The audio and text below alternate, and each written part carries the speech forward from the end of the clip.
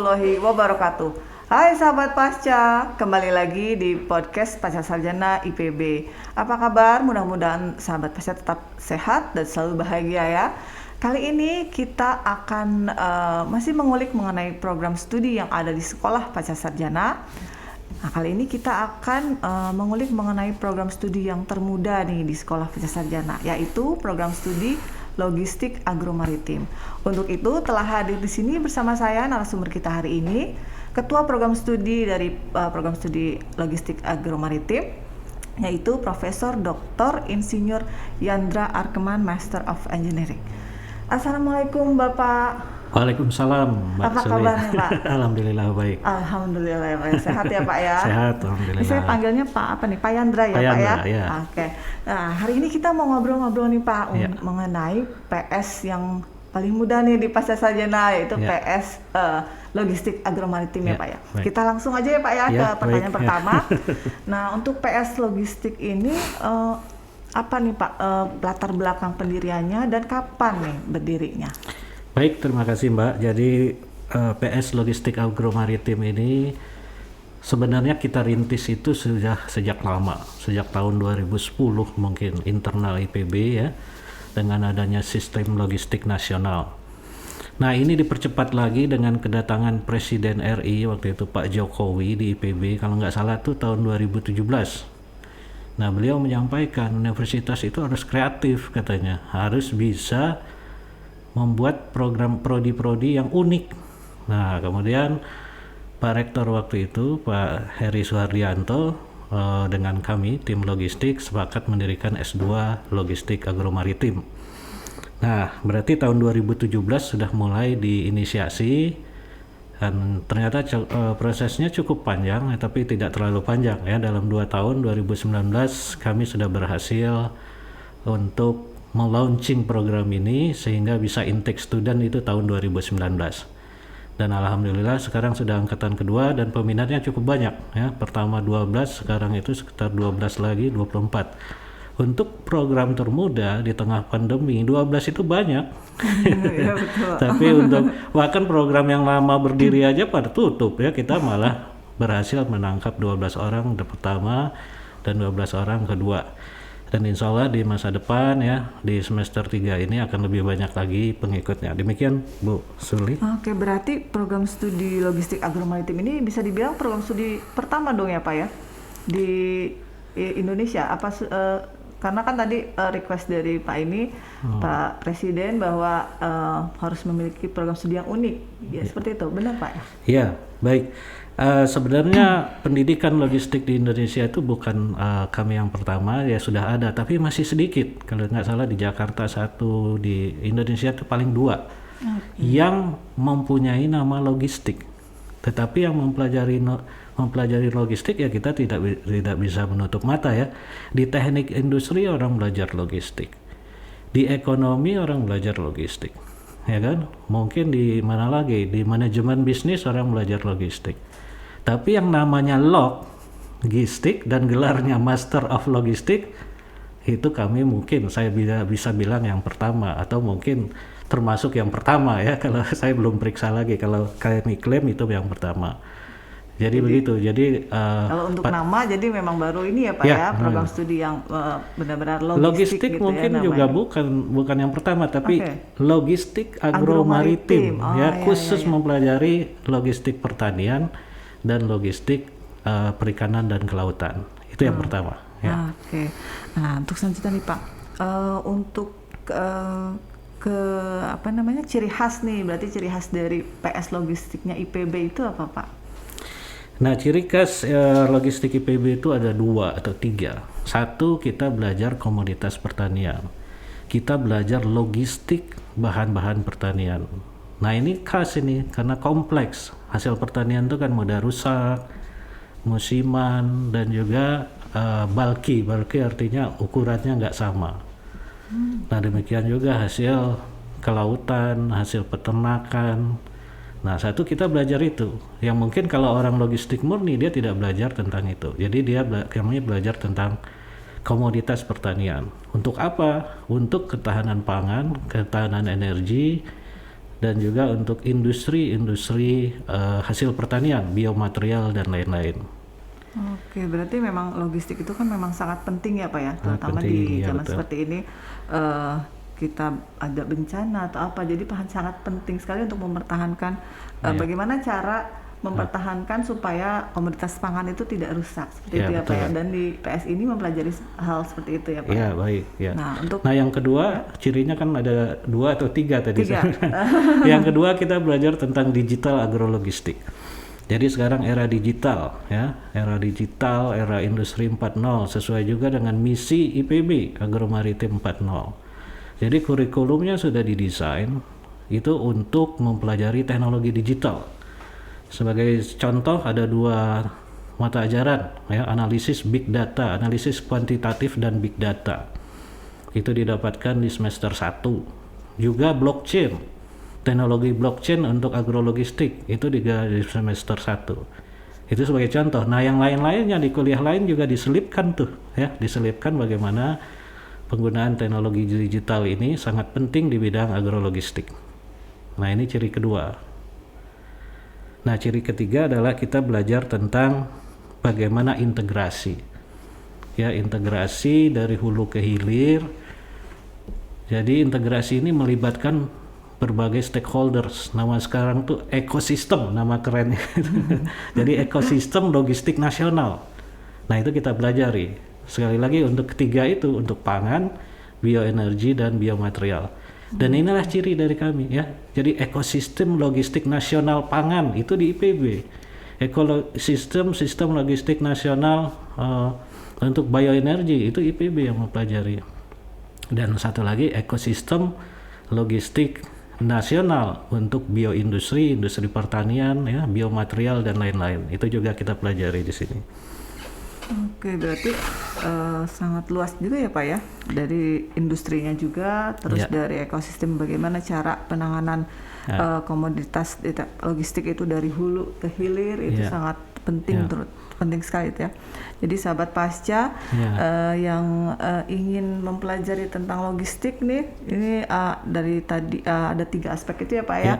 Jadi tidak hanya dari penyimpanannya saja, tapi dari penyaluran dari hulu ke hilirnya juga dipelajari. Ya. Nah, untuk pertanyaan selanjutnya nih Pak, Mhm. ini kan PS Logistik Agromaritim, berarti Iya. siapa saja nih Pak kira-kira yang bisa daftar nih Pak? Untuk saat ini kita hanya baru dibuka program magisternya ya Pak Iya, ya? iya, program magister saja. Sebelumnya kira-kira kedepannya akan membuka program doktor apa tidak ini Pak? Iya. Ada rencana? Ya, baik. Jadi begini, dalam 2 tahun kita rencanakan dulu kita akan bisa membuat program PhD atau program doktor. Nah, sekarang sudah berjalan 2 tahun, mungkin akan tertunda 1 tahun. Insya Allah tahun depan kita sudah buka, ya, setelah kita akreditasi, kita akan reakreditasi, kita akan bisa buka S3 logistik. Nah, mengapa S3 logistik ini? Karena begini, permintaannya sudah cukup tinggi. Waktu kita mendirikan S2, saya umumkan, ternyata orang nanya tuh di grup, Pak ada S3-nya nggak? Nah, berarti ini demand-nya cukup Berarti tinggi nih kan. calon ini Siap-siap sudah kita, banyak ya, iya, Pak ya? calon Calon mahasiswanya mahasiswanya udah sudah banyak banyak ini. ya? Saya baru buka S2, belum jalan S2-nya udah nanya S3 kan, saya bilang. Ya sabar, saya bilang mungkin dalam 2 tahun kita akan buka. Nah, ini Kembali ke yang tadi Pak, iya. siapa saja yang bisa mendaftar di PS Agro Logistik ini, terutama Ya. dari background pendidikannya Pak ya? Background pendidikannya tentu saja yang pertama adalah pertanian. Pertanian dalam arti luas, mulai dari pertanian, peternakan, perikanan, teknologi pertanian, kehutanan, kedokteran. Pokoknya semua lulusan pertanian yang cabang-cabang pertanian yang ada di IPB, ya. Nah, yang pertama itu tentu saja karena dia ada di IPB, ya. Kedua adalah tidak hanya IPB sebenarnya, dari universitas lain, tetapi cabang pertanian dalam arti luas. Kedua adalah yang dalam skop teknik industri, ya, teknik industri murni. Jadi kalau dia S1-nya Industrial Engineering, teknik industri murni, boleh mau masuk S2 logistik. Kemudian manajemen murni, ekonomi manajemen murni, boleh yang masuk itu, dan kami persilakan, ya. Ketiga adalah sekolah bisnis, ya, S1 bisnis murni, itu bisa juga mendaftar di sini. Kemudian statistika, ilmu komputer, itu juga mungkin banyak yang tertarik untuk mempelajari digital agrologistik yang sekarang ini sangat berkembang ya, dan juga masa depan akan berkembang dengan adanya teknologi blockchain, artificial intelligence untuk diaplikasikan di bidang logistik agromaritim. Demikian. Oke, berarti memang karena itu PS Agrologistik itu termasuk program studi yang multidisiplin ya Pak ya, Ya, karena bisa multidisiplin. dari berbagai macam ilmu, tidak Ya. hanya pertanian tapi di TI-nya juga bisa ya Pak ya. Iya, betul. Nah, untuk lulusannya nanti nih Pak ke depannya, apa yang diharapkan dari lulusan, kompetensi apa yang diharapkan dimiliki oleh lulusan PS Agrologistik, dan kemudian mungkin nanti saya kerjanya di mana ya kalau gitu Ya. lulusan dari PS Logistik Agromaritim ini? Ya, baik. Jadi sebelum kita mendirikan, memang di dalam buku Sistem Logistik Nasional dikatakan di situ bahwa salah satu kelemahan di Indonesia adalah kurangnya sumber daya manusia di bidang logistik.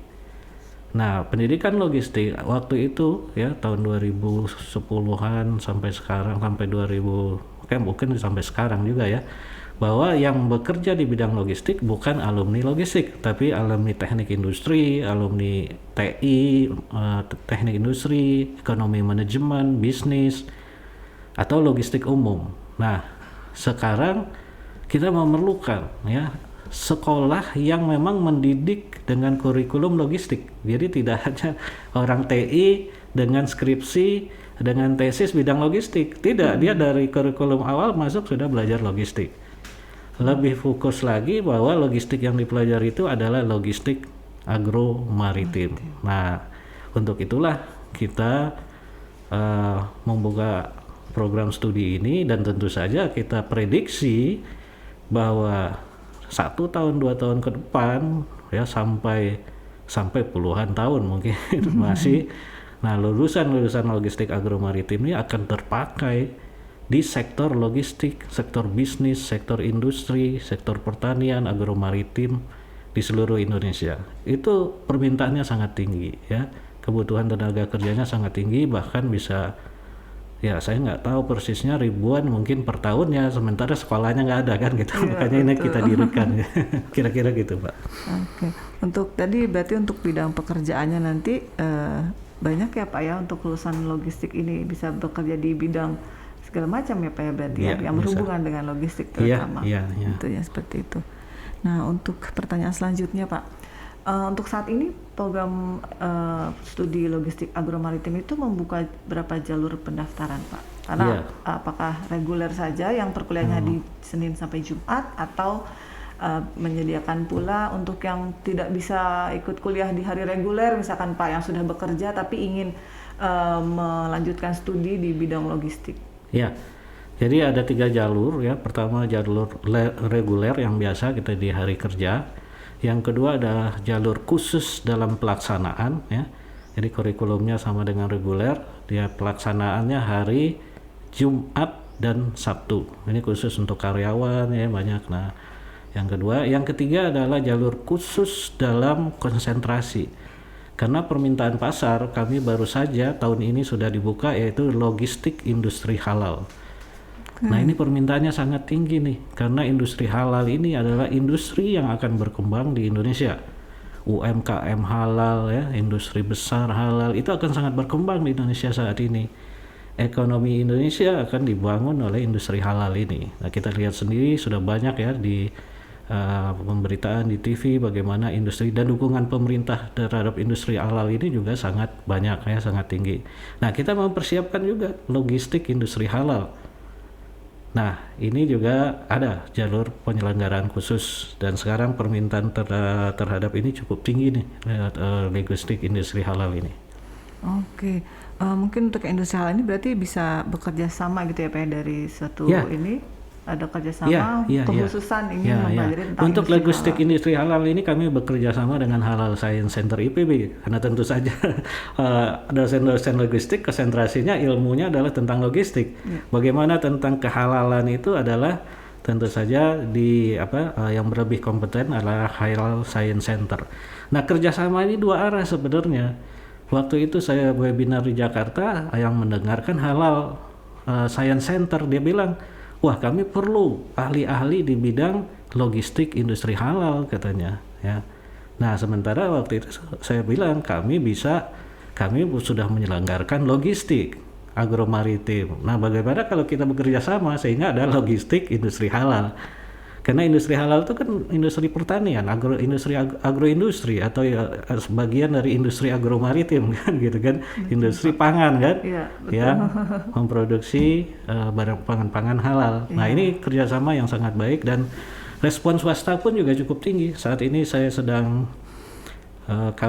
dan teman-teman, berarti kami sedang memproses MOU dengan beberapa perusahaan swasta besar loh di Indonesia untuk bagaimana membantu mereka untuk mewujudkan value chain atau supply chain atau logistik industri halal. Nah, ini luar biasa nih, mudah-mudahan ini juga menjadi ceruk pasar tersendiri sehingga lebih banyak lagi mahasiswa yang mendaftar di logistik agromaritim ini. Iya, betul sekali Pak. Untuk saat ini di kita sendiri di Indonesia ya Pak ya, kita syariah itu sedang berkembang sekali dan terutama halal juga, dan halal juga sekarang lagi ini banyak juga ya Pak ya, menyediakan kota-kota yang menyediakan pariwisata halal ya Pak ya. Jadi dengan adanya kekhususan di program studi ini terutama bisa terjamin dari pengemasannya, dari cara penanganan pangannya seperti itu ya Pak ya. Nah, itu sangat ini sekali Pak. Nah, untuk pembukaan pendaftarannya sendiri Pak, kan kita di IPB, di Pascasan IPB membuka pendaftaran di semester ganjil dan semester genap. Untuk program studi di logistik agromaritim sendiri dibuka di 2 semester tersebut atau hanya salah satu? Di 2 semester, ganjil juga, genap juga, dua-duanya. Oke, seperti itu. Berarti setahun 2 kali ya Pak ya? Karena banyak peminatnya. Ya, mudah-mudahan banyak peminatnya yang masuk ya. Kita rayu terus orang agar masuk logistik agromaritim ini. Ya. Oke, untuk pertanyaan terakhir nih Pak. Apa pesan-pesan yang ingin disampaikan kepada sahabat Pasca nih, terutama yang masih bingung? Kita kebetulan lagi membuka pendaftaran juga kan Pak untuk semester genap, dan mungkin pada sahabat Pasca yang masih bingung nih mau milih program studi apa gitu. Nah, kenapa, mungkin Bapak bisa sampaikan sedikit kenapa harus milih program studi logistik agromaritim? Ya, kenapa kita harus memilih logistik agromaritim? Satu, kebutuhan sumber daya manusia terhadap yang spesifik menguasai logistik pangan, logistik industri pertanian yang kita bungkus dengan nama logistik agromaritim itu sangat tinggi saat ini dan ke depan. Plus lagi dengan adanya industri halal. Jadi kebutuhan orang yang ahli logistik itu sangat tinggi. Sementara ini dipenuhi dengan menitip di teknik industri, di ekonomi, di manajemen dan lain-lain seperti saya sampaikan tadi. Nah, sekarang kita benar-benar punya suatu S2 yang fokus mempelajari logistik agromaritimnya. Jadi kurikulumnya itu membahas tentang komoditinya, komoditi pertanian, peternakan, perikanan, dan membahas bagaimana sistem logistiknya. Nah, dengan begitu dengan setelah melakukan pendidikan ini tentu saja para lulusannya siap bekerja di logistik industri sebagai logistik manajer di industri yang kebutuhannya sekarang menurut saya luar biasa tinggi. Jadi pesan saya begitu. Dan kemudian kita juga sedang membangun sistem logistik nasional untuk pangan, bioenergi, biomaterial, dan ini juga memerlukan tenaga-tenaga pemikir, tenaga-tenaga ahli yang lulusan master S2 di bidang logistik agromaritim.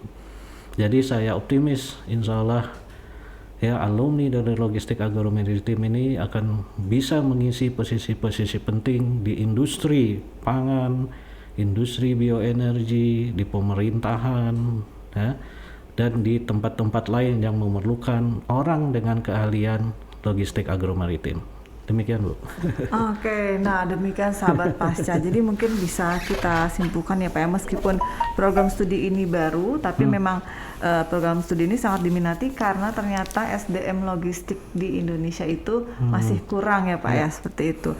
Dan untuk background pendidikannya pun karena tidak mempelajari hanya di komoditasnya saja, tapi dia mempelajari juga sistem integrasinya dari hilir ke hulur. Jadi dan ini dari logistik agro maritim dan agro di sini dalam arti luas ya Pak ya, tidak hanya pertanian saja tapi peternakan juga, perikanan juga. Jadi untuk sahabat pasca nih dengan background pendidikan dari yang seperti disebutkan tadi, bisa dari pertanian, bisa dari komputer, bisa dari segi bisnisnya pun ya Pak ya, bisa